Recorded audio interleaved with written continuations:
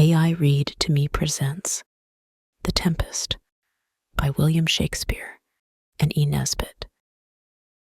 Now close your eyes and relax. Prospero, the Duke of Milan, was a learned and studious man who lived among his books, leaving the management of his dukedom to his brother Antonio, in whom indeed he had complete trust. But that trust was ill rewarded, for Antonio wanted to wear the duke's crown himself, and, to gain his ends, would have killed his brother, but for the love the people bore him. However, with the help of Prospero's great enemy, Alonso, King of Naples, he managed to get into his hands the dukedom with all its honor, power, and riches. For they took Prospero to sea, and when they were far away from land, forced him into a little boat with no tackle, mast, or sail. In their cruelty and hatred, they put his little daughter, Miranda, not yet 3 years old, into the boat with him, and sailed away, leaving them to their fate. But one among the courtiers with Antonio was true to his rightful master, Prospero. To save the Duke from his enemies was impossible, but much could be done to remind him of a subject's love. So this worthy lord, whose name was Gonzalo, secretly placed in the boat some fresh water, provisions, and clothes. And what Prospero valued most of all, some of his precious books. The boat was cast on an island, and Prospero and his little one landed in safety. Now this island was enchanted, and for years had lain under the spell of a fell witch, Sycorax, who had imprisoned in the trunks of trees all the good spirits she found there.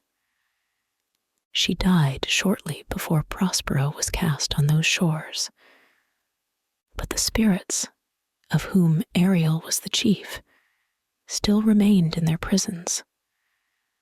Prospero was a great magician, for he had devoted himself almost entirely to the study of magic during the years, in which he allowed his brother to manage the affairs of Milan.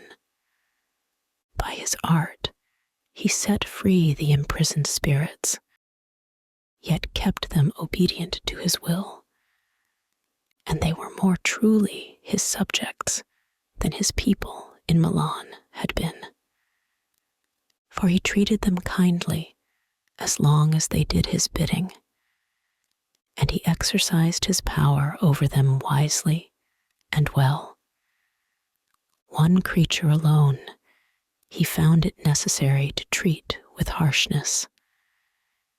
This was Caliban, the son of the wicked old witch, a hideous, deformed monster, horrible to look on, and vicious and brutal in all his habits.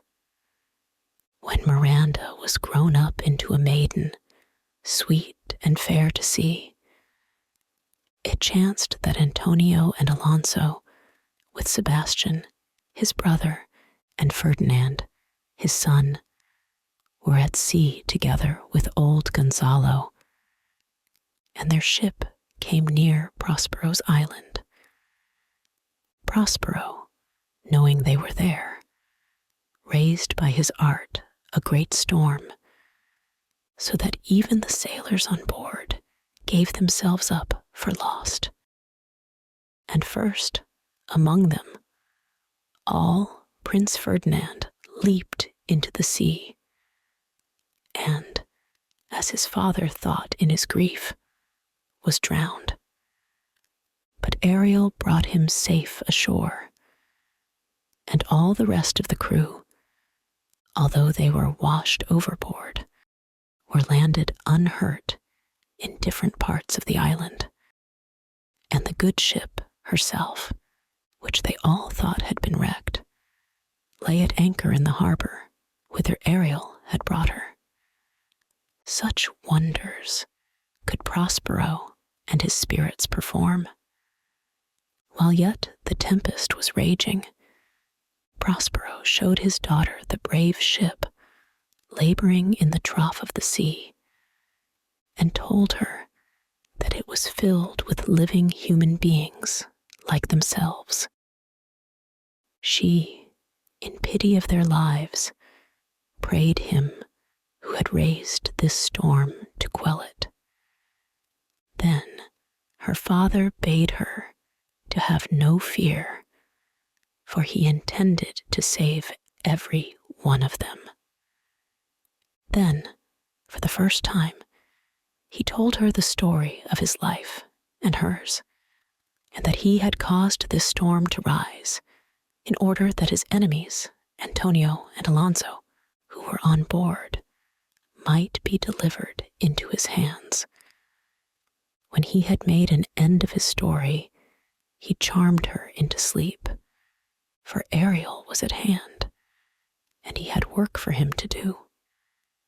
Ariel, who longed for his complete freedom, grumbled to be kept in drudgery, but on being threateningly reminded of all the sufferings he had undergone when Sycorax ruled in the land, and of the debt of gratitude he owed to the master who had made those sufferings to end, he ceased to complain and promised faithfully to do whatever Prospero might command. "Do so," said Prospero, "and in 2 days I will discharge thee." Then he bade Ariel take the form of a water nymph and sent him in search of the young prince.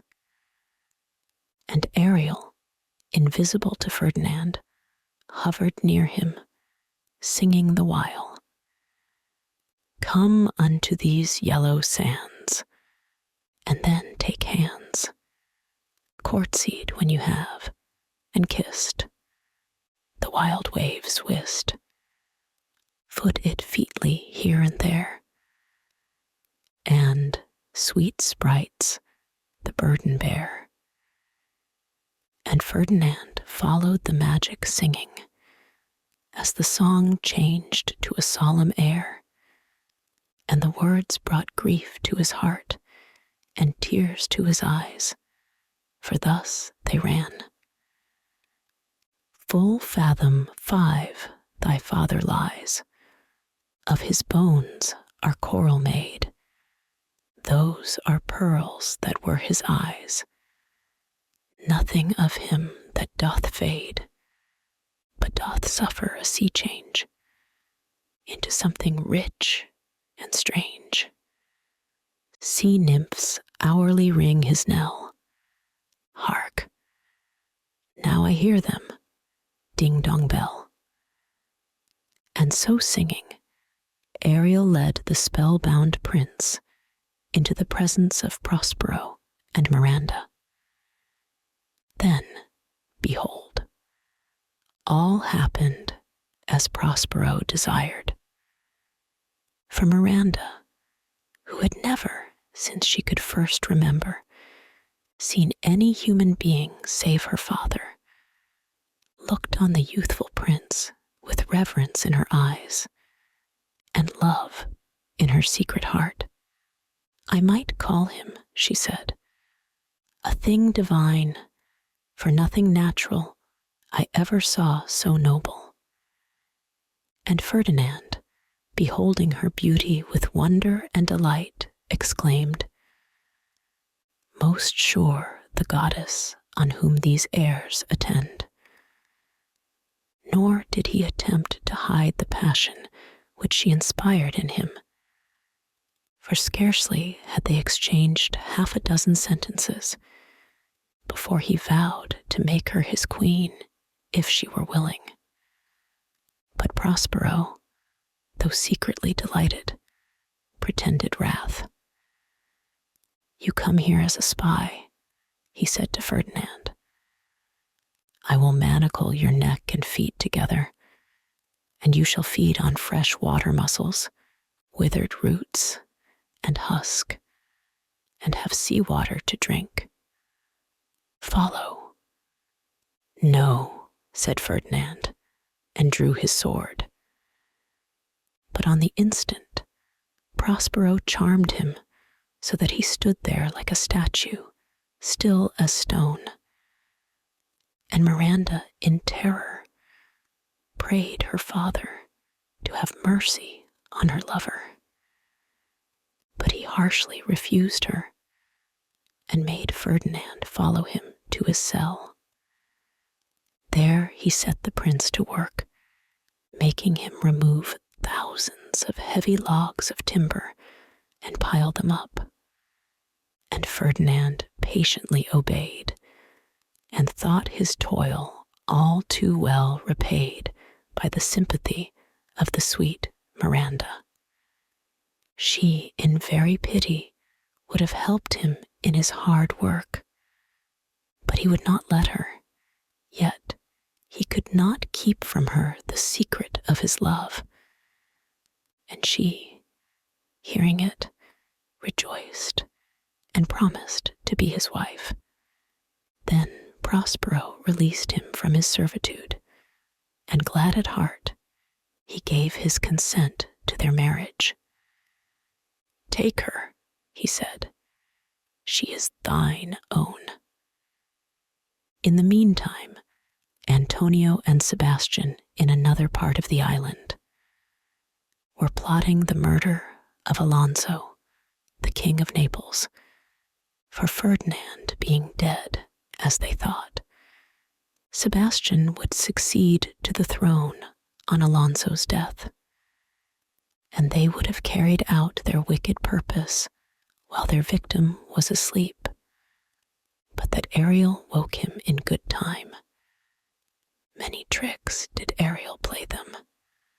Once he set a banquet before them, and just as they were going to fall to, he appeared to them amid thunder and lightning in the form of a harpy, and immediately the banquet disappeared.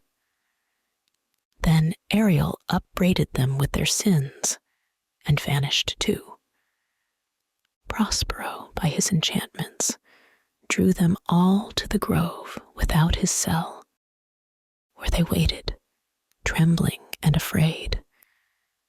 And now, at last, bitterly repenting them of their sins, Prospero determined to make one last use of his magic power, and then, said he, "I'll break my staff, and deeper than did ever plummet sound, I'll drown my book." So he made heavenly music to sound in the air, and appeared to them in his proper shape as the Duke of Milan. Because they repented, he forgave them and told them the story of his life, since they had cruelly committed him and his baby daughter to the mercy of wind and waves. Alonso, who seemed sorriest of them all for his past crimes, lamented the loss of his heir. But Prospero drew back a curtain and showed them Ferdinand and Miranda playing at chess. Great was Alonso's joy to greet his loved son again, and when he heard that the fair maid with whom Ferdinand was playing was Prospero's daughter, and that the young folks had plighted their troth, he said, "Give me your hands. Let grief and sorrow still embrace his heart that doth not wish you joy." So all ended happily. The ship was safe in the harbor, and next day they all set sail for Naples, where Ferdinand and Miranda were to be married. Ariel gave them calm seas and auspicious gales, and many were the rejoicings at the wedding. Then Prospero, after many years of absence, went back to his own dukedom, where he was welcomed with great joy by his faithful subjects. He practiced the arts of magic no more, but his life was happy, and not only because he had found his own again, but chiefly because, when his bitterest foes, who had done him deadly wrong, lay at his mercy, he took no vengeance on them, but nobly forgave them. As for Ariel, Prospero made him free as air, so that he could wander where he would, and sing with a light heart his sweet song. Where the bee sucks, there suck I. In a cowslip's bell I lie. There I couch when owls do cry. On the bat's back I do fly. After summer, merrily, merrily, merrily shall I live now, under the blossom that hangs on the bough. This concludes this reading of The Tempest by William Shakespeare and E. Nesbit. If you enjoyed it, please like and subscribe. To listen ad-free, visit aireadtome.com or use the link in the description. Thank you for your support.